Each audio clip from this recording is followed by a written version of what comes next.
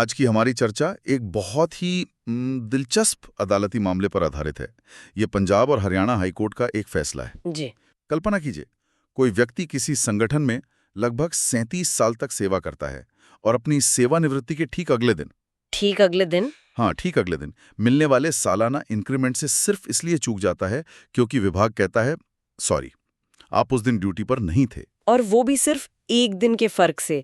मतलब ये मामला एक तरह से नियमों की किताब और इंसाफ की तराजू के बीच की लड़ाई जैसा है। बिल्कुल। तो आज हम राजबीर सिंह बनाम भारत संघ मामले की गहराइयों में उतरेंगे। हमारे पास कोर्ट का फैसला है जो हमें बताएगा कि नियम, अधिकार और न्याय के बीच की महीन रेखा को अदालतें कैसे देखती हैं। सही कहा आपने। इस चर्चा का मकसद यही समझना है कि एक सरकारी कर्मचारी के अधिकार क्या हैं और नियमों की व्याख्या कैसे की जा सकती है या शायद कैसे की जानी चाहिए। बिल्कुल। ये मामला सिर्फ एक व्यक्ति के रिटायरमेंट के पैसों के बारे में नहीं है, ये एक बड़े सिद्धांत के बारे में है। क्या सिद्धांत? कि क्या किसी ने जो लाभ अपनी सेवा से कमाया है उसे एक तकनीकी आधार पर अस्वीकार किया जा सकता है। हम इस मामले के हर पहलू को परत दर परत समझने की कोशिश करेंगे। तो चलिए इसे शुरू से समझते हैं। याचिकाकर्ता राजबीर सिंह, ये कौन है और उनकी समस्या क्या थी? जी, स्रोत दस्तावेज के अनुसार राजबीर सिंह ने 1979 में सीमा सुरक्षा बल यानी बीएसएफ में एक कांस्टेबल के रूप में भर्ती हुए थे। 1979 में, मतलब काफी लंबा करियर रहा। बहुत लंबा। उन्होंने एक शानदार कार्यकाल पूरा किया, कई प्रमोशंस भी पाए और अंत में 30 जून 2016 को एक इंस्पेक्टर के पद से सेवानिवृत्त हुए। 30 जून 2016 और उनकी सेवानिवृत्ति के साथ ही विवाद शुरू हुआ। हाँ, और उनकी 3 मुख्य मांगे थीं जिन्हें विभाग ने खारिज कर दिया था। 3 मांगे? मुझे लगा था मामला सिर्फ इंक्रीमेंट का है। नहीं, पहली और सबसे महत्वपूर्ण मांग तो वार्षिक वेतन वृद्धि की ही थी। अच्छा। उन्होंने 1 जुलाई 2015 से 30 जून 2016 तक पूरे 1 साल की सेवा पूरी की थी। पूरा 1 साल? जी। और इस सेवा के लिए जो वेतन वृद्धि थी वो 1 जुलाई 2016 को देय थी। ठीक अगले दिन? बिल्कुल। लेकिन विभाग ने ये कहते हुए मना कर दिया कि 1 जुलाई को वो सेवा में नहीं थे। ये तो अविश्वसनीय है। अच्छा, और दूसरी मांग क्या थी? दूसरी मांग थी 316 दिनों की अर्जित छुट्टी, मतलब अर्न्ड लीव का नकदीकरण। अच्छा। इनकैशमेंट जिसे कहते हैं। तो इसमें क्या दिक्कत थी? विभाग ने कहा कि ये छुट्टियां अब व्यपगत हो गई हैं, मतलब लैप्स हो गई हैं। लैप्स हो गए। अच्छा, और तीसरी मांग थी 7वें केंद्रीय वेतन आयोग के अनुसार सेवानिवृत्ति यात्रा भत्ता, मतलब टाड़ा की। विभाग ने उन्हें पुराने नियमों के तहत भुगतान कर दिया था। समझ गया। तो इंक्रीमेंट, छुट्टियों का पैसा और नया ट्रैवल अलाउंस, यहाँ पर मामला वाकई दिलचस्प हो जाता है। राजबीर सिंह के वकील ने क्या तर्क दिए? उनकी सबसे बड़ी दलील तो उसी इंक्रीमेंट पर थी। हाँ, वो तो होनी थी। उन्होंने कहा कि जब याचिकाकर्ता ने पूरे साल काम किया है तो वे वेतन वृद्धि के हकदार हैं। ये उनका कमाया हुआ अधिकार है। जी, इसे सिर्फ इसलिए नहीं छीना जा सकता क्योंकि सेवानिवृत्ति की तारीख और वृद्धि की तारीख के बीच एक दिन का अंतर है। ये तो मतलब अन्याय है। उन्होंने अपने तर्क को मजबूत करने के लिए कोई उदाहरण दिया? हाँ, उन्होंने मद्रास हाईकोर्ट के PIM पेरुमल मामले का हवाला दिया जिसमें यही सिद्धांत स्थापित किया गया था। और छुट्टी नकदीकरण और टाड़ा पर? उस पर भी उन्होंने यही कहा कि विभाग की कार्रवाई अवैध और मनमानी है। ठीक है। अब दूसरी ओर आते हैं। सरकार यानी प्रतिवादी के तर्कों को समझना भी जरूरी है। उनका पक्ष तो बहुत सीधा और नियमों पर आधारित है ना? हाँ, उनका पक्ष बहुत ही ब्लैक एंड व्हाइट था। नियम तो नियम है वाला। बिल्कुल। वेतन वृद्धि पर उनका तर्क था कि नियम के अनुसार वेतन वृद्धि पाने के लिए कर्मचारी का उस तारीख को सेवा में होना जरूरी है। और चूंकि राजबीर सिंह 30 जून को रिटायर हो गए थे, इसलिए वो 1 जुलाई को सेवा में नहीं थे और इसलिए वे अपात्र थे। बात खत्म। बड़ा ही सख्त रवैया है।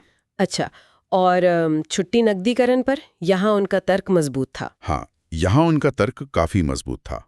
उन्होंने केंद्रीय सिविल सेवा छुट्टी नियम 1972 के नियम 39(2)(a) का हवाला दिया। और ये नियम क्या कहता है? इस नियम के तहत एक कर्मचारी अपनी सेवा के अंत में अधिकतम 300 दिनों की छुट्टी का ही नकदीकरण करा सकता है। एक सीमा तय है। और राजबीर सिंह को 300 दिनों का भुगतान पहले ही कर दिया गया था। जी हाँ, विभाग ने कोर्ट को यही बताया। इसलिए अतिरिक्त 16 दिनों का दावा नियमों के विरुद्ध था। ये तर्क तो काफी वाजिब लगता है। और TADA पर, उस पर उन्होंने बस इतना कहा कि सेवानिवृत्ति की तारीख पर जो नियम लागू थे उसी के अनुसार भुगतान किया गया। बहुत ज्यादा विस्तार में नहीं गए। तो एक तरफ कमाया हुआ अधिकार और दूसरी तरफ नियमों की सख्त व्याख्या। जज संदीप मोदगिल ने इस मामले को कैसे सुलझाया? देखिए, अदालत ने सबसे पहले वेतन वृद्धि वाले मुद्दे को उठाया, जो इस केस का दिल था। और अदालत ने याचिकाकर्ता के पक्ष में फैसला सुनाया। अच्छा। कोर्ट ने माना कि वेतन वृद्धि 1 साल की संतोषजनक सेवा का पुरस्कार है। राजबीर सिंह ने वो सेवा पूरी की थी, तो वो उसके हकदार थे। जी। अदालत ने सिर्फ पी अय्यप्पा पेरुमल मामले का ही नहीं, बल्कि सुप्रीम कोर्ट के एक हालिया फैसले का भी उल्लेख किया। सुप्रीम कोर्ट का फैसला? हाँ, director admin and HR KPTCL वनाम CP मुंडनामनी। और यहाँ एक बहुत महत्वपूर्ण बात सामने आती है। क्या बात? सुप्रीम कोर्ट ने कहा था कि वेतन वृद्धि पाने का अधिकार सेवा की आवश्यक अवधि पूरी करने पर ही क्रिस्टलीकृत हो जाता है। क्रिस्टलीकृत मतलब वो अधिकार पक्का हो जाता है, ठोस हो जाता है, वो आपका कमाया हुआ हक बन जाता है। अच्छा। सुप्रीम कोर्ट ने समझाया कि अधिकार तो 30 जून को ही अर्जित हो गया, मतलब अर्न्ड हो गया। भले ही वो मिलना अगले दिन था। बिल्कुल, वो अगले दिन केवल देय होता है, यानी पेएबल होता है। अधिकार कमाना और पैसे मिलना, ये 2 अलग-अलग चीजें हैं। वाह, ये तो वाकई एक महत्वपूर्ण अंतर है। अधिकार का अर्जित होना बनाम देय होना। जी, और इस अधिकार से वंचित करना मनमाना है और संविधान के अनुच्छेद 14 और 16 का उल्लंघन है, यानी समानता के अधिकार का उल्लंघन। हाँ। अदालत ने कहा कि नियमों की ऐसी हाइपर टेक्निकल व्याख्या, मतलब बाल की खाल निकालने वाली व्याख्या नहीं की जा सकती, जो निष्पक्षता के खिलाफ हो। ये तो बहुत बड़ी बात कह दी कोर्ट ने। तो बाकी 2 मांगों का क्या हुआ? अब आते हैं छुट्टी नकदीकरण पर। हाँ। इस पर अदालत ने सरकार के तर्क को सही माना। नियम स्पष्ट था कि अधिकतम सीमा 300 दिन है, जिसका भुगतान हो चुका था। जी, जिसका भुगतान हो चुका था, इसलिए इस दावे को खारिज कर दिया गया। यहाँ नियम बिल्कुल साफ था। ठीक है। और TAD वाला मुद्दा? इस मुद्दे पे अदालत ने विभाग के रुख को स्पष्ट रूप से गलत, यानी पेटेंटली एरोनियस बताया। इतना सख्त शब्द क्यों? क्योंकि तथ्य बहुत साफ थे। 7वां वेतन आयोग 1 जनवरी 2016 से लागू हो चुका था। और राजबीर सिंह की रिटायरमेंट की तारीख थी 30 जून 2016। बिल्कुल, यानी वेतन आयोग लागू होने के 6 महीने बाद। तो उन्हें नए वेतन आयोग के तहत ही लाभ मिलने चाहिए थे, इसमें कोई दो राय नहीं थी। तो विभाग का तर्क यहाँ बिल्कुल नहीं टिक सका। एक पल भी नहीं। तो अंत में अदालत ने क्या आदेश दिया? अंत में अदालत ने 2 नवंबर 2017 के उस आदेश को रद्द कर दिया जिसमें याचिकाकर्ता के दावे खारिज किए गए थे। और विभाग को क्या निर्देश दिए? विभाग को 4 सप्ताह के भीतर वार्षिक वेतन वृद्धि और 7वें वेतन आयोग के अनुसार सभी देय लाभों का भुगतान करने का निर्देश दिया गया। और छुट्टियों वाला दावा खारिज हो गया? जी, वो दावा खारिज हो गया। तो इस पूरी चर्चा का सार क्या है? एक व्यक्ति अपने अधिकारों के लिए लड़ता है और अदालत नियमों की व्याख्या करते समय न्याय और निष्पक्षता के सिद्धांत को प्राथमिकता देती है। बिल्कुल। राजबीर सिंह को आंशिक जीत मिली, लेकिन वेतन वृद्धि के मुद्दे पर एक बहुत महत्वपूर्ण सिद्धांत स्थापित हुआ। सही कहा। और अंत में ये हमें एक विचार के साथ छोड़ जाता है। ये मामला हमें बड़े संगठनों और प्रणालियों में मौजूद अदृश्य नियमों के बारे में सोचने पर मजबूर करता है। ये बात तो है।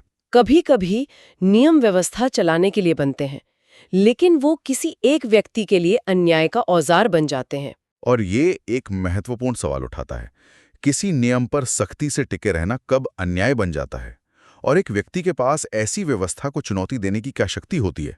यह विचार करने योग्य बात है।